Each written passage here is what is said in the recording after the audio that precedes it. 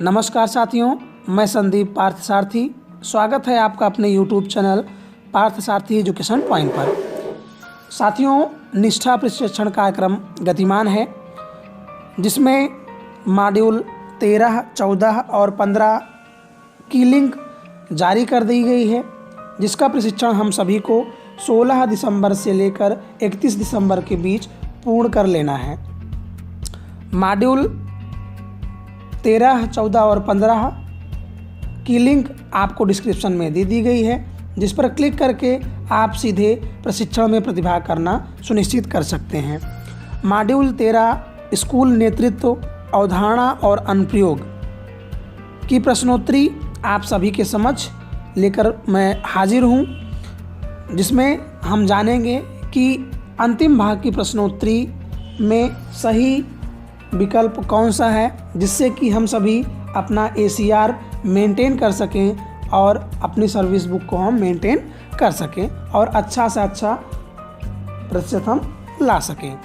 तो आइए शुरू करते हैं वीडियो प्रश्नोत्तरी की और देखते हैं कि वे 10 प्रश्न कौन से हैं और उनके उत्तर कौन से हैं।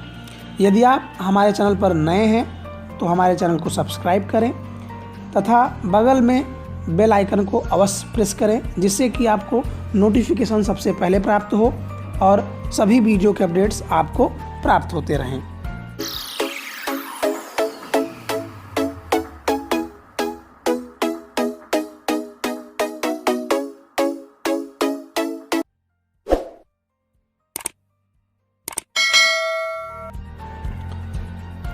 पहला प्रश्न है आपका, विद्यालय के स्टाफ के दल के साथ दल अधिगम की प्रक्रिया का समेकन कहाँ होता है? खेल के मैदान में, कक्षा कक्ष में, स्टाफ मीटिंग में या रसोई घर में? तो इसमें आपका जो सही विकल्प है वह आपका तीसरा है, स्टाफ मीटिंग में। कहाँ होता है? स्टाफ मीटिंग में। मैं आप सभी को जो उत्तर वाला स्क्रीन है उसको थोड़ी देर के लिए रोक दूंगा, जिससे कि आप उसकी स्क्रीनशॉट ले सकें और अपने प्रशिक्षण में अच्छा से अच्छा परिणाम प्राप्त कर सकें। आपका अगला प्रश्न है, विद्यालय नेतृत्व का सीधा प्रभाव छात्र अधिगम पर पड़ता है। इसका अर्थ है विद्यालय का चक्कर लगाना, विद्यालय प्रमुख द्वारा कक्षा में शिक्षण अधिगम प्रक्रिया में सम्मिलित होना, अकस्मात छात्रों की नोटबुक का निरीक्षण करना, अध्यापकों को नए शिक्षण तरीकों का प्रयोग करने में सहायता करना। तो इसका जो सही उत्तर होगा वह आपका दूसरा ऑप्शन होगा, विद्यालय प्रमुख द्वारा कक्षा शिक्षण में अधिगम प्रक्रिया में सम्मिलित होना। आपका कौन सा विकल्प सही है? दूसरा। अगला प्रश्न है, विद्यालय विकास योजना किसके लिए उपयोगी नहीं है? विकल्प है आपके, विद्यालय का विजन निर्मित करने में, विद्यालय से संबंधित क्षेत्रों का आकलन करने में, विद्यालय में उपलब्ध संसाधनों का आकलन करने में, केवल प्रशासकीय उद्देश्यों के लिए। तो इसका जो सही उत्तर होगा वह आप सभी के सामने है, चौथा ऑप्शन, केवल प्रशासकीय उद्देश्यों के लिए ही विद्यालय विकास योजना उपयोगी नहीं है।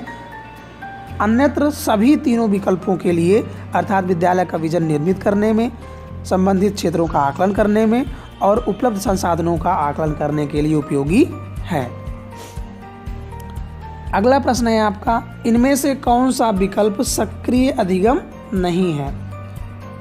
नहीं है की बात कर रहा है, अर्थात इसमें से 3 ऑप्शन आपके सक्रिय अधिगम होंगे और एक नहीं होगा, उसी को हमें चूज करना है। पहला विकल्प है, सक्रिय अधिगम एक दूसरे से सीखने को प्रेरित करता है। सक्रिय अधिगम व्यक्तिगत सोच को प्रोत्साहित नहीं करता। सक्रिय अधिगम विश्लेषणात्मक सोच पर जोर देता है।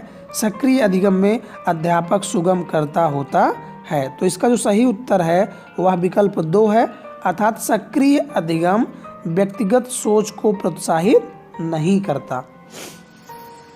आपका अगला प्रश्न है, विद्यालय में अधिगम संस्कृत विकसित करने की संकल्पना को इनमें से कौन सा विकल्प सुपरिभाषित कर सकता है?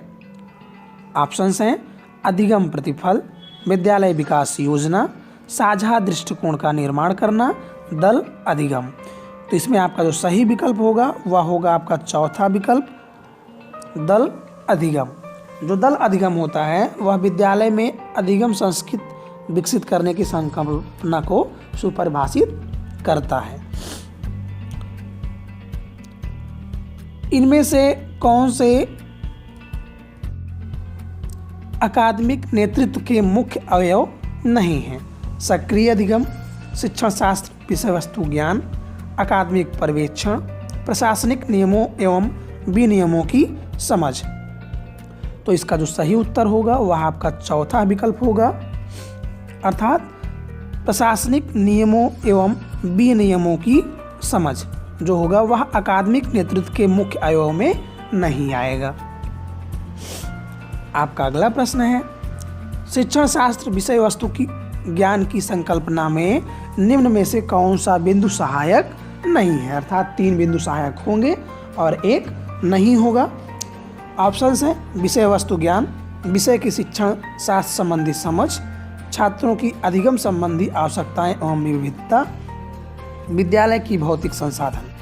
तो इसमें से जो आपका सही विकल्प होगा वह आपका चौथा विकल्प होगा, अर्थात विद्यालय की भौतिक संसाधन जो होंगी वह विषय वस्तु ज्ञान की संकल्पना में सहायक नहीं होंगी। वह केवल प्रभावी शिक्षण का एक प्रकार होगा, न कि जो संकल्पना होगी उसमें सहायक होगा। तो आपका इसमें चौथा विकल्प सही है, विद्यालय की भौतिक संसाधन।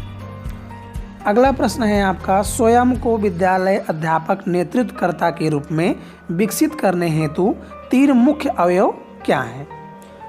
ज्ञान, संप्रेषण और नकारात्मक सोच, ज्ञान, कौशल और अभिवृत्ति, सकारात्मक सोच, अनमन्य होना एवं संप्रेषण, और अंतिम विकल्प है अभिवृत्ति, कौशल एवं संप्रेषण। तो यह आप एकदम कॉमन उत्तर है, यह सभी को पता होगा। इसका सही विकल्प होगा ज्ञान, कौशल और अभिवृत्ति। इसी प्रकार का प्रश्न पूर्व की जो गतिविधि थी मॉड्यूल वाली उसमें आपको बताया गया था। तो इसका सही उत्तर क्या होगा कि जो अध्यापक नेतृत्वकर्ता के रूप में 3 चीज़ें विकसित होनी चाहिए वह मुख्य अवयव कौन से हैं? ज्ञान होना चाहिए, कौशल होना चाहिए और अभिवृत्ति करने का तरीका होना चाहिए। अगला प्रश्न है, विद्यालय प्रमुख के तौर पर विद्यालय नेतृत्वकर्ता की क्या भूमिका होनी चाहिए? एक नेतृत्वकर्ता के रूप में, leader by position, leader by action, leader by position के साथ लीडर बाय एक्शन होना। तो इसमें सीधा सा बात है, 2 विकल्पों को एक कर दिया गया है और इसका उत्तर होगा लीडर बाय पोजीशन के साथ साथ लीडर बाय एक्शन भी होना। अर्थात आपको एक नेतृत्वकर्ता पद के साथ साथ एक्शन भी करना चाहिए। मतलब जो सक्रिय होते हैं वही एक अच्छे नेतृत्वकर्ता के रूप में भूमिका निभाते हैं। अगला है, प्रभावशाली नेतृत्वकर्ता बनने के लिए स्वयं के कौन से 2 महत्वपूर्ण गुण आवश्यक हैं? स्वयं के 2 कौन से महत्वपूर्ण गुण आवश्यक हैं? प्रशासक एवं प्रबंधक, आयोजक एवं योजनाकर्ता, पहलकर्ता एवं सकारात्मक दृष्टिकोण, खलल पैदा करने वाला एवं शिकायती रवैया। अंतिम विकल्प तो बिल्कुल नहीं होगा। तो इसमें जो सही है वह है तीसरा विकल्प आपका, पहलकर्ता एवं सकारात्मक दृष्टिकोण।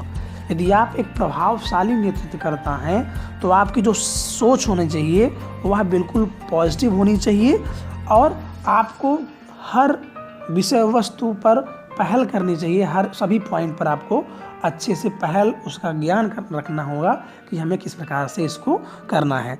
तो इसका जो सही विकल्प है वह पहलकर्ता और सकारात्मक दृष्टिकोण। तो इसी प्रकार आपने यह 10 जो प्रश्न थे उनको कंप्लीट कर लिए हैं।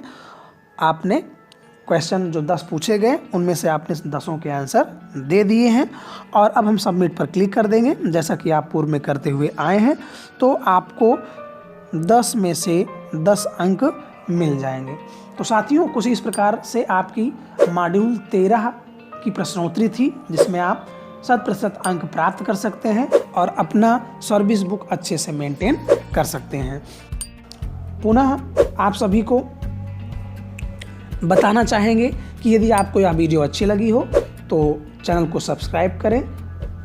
आपको कोई सजेशन देना हो तो कमेंट करें और अपने अधिक से अधिक साथियों जो कि आपके जनपद, ब्लॉक, न्याय पंचायत स्तर के शिक्षक समूह ग्रुप हैं उनमें इसे शेयर करें, जिससे कि अधिक से अधिक लोगों की सहायता हो सके। धन्यवाद।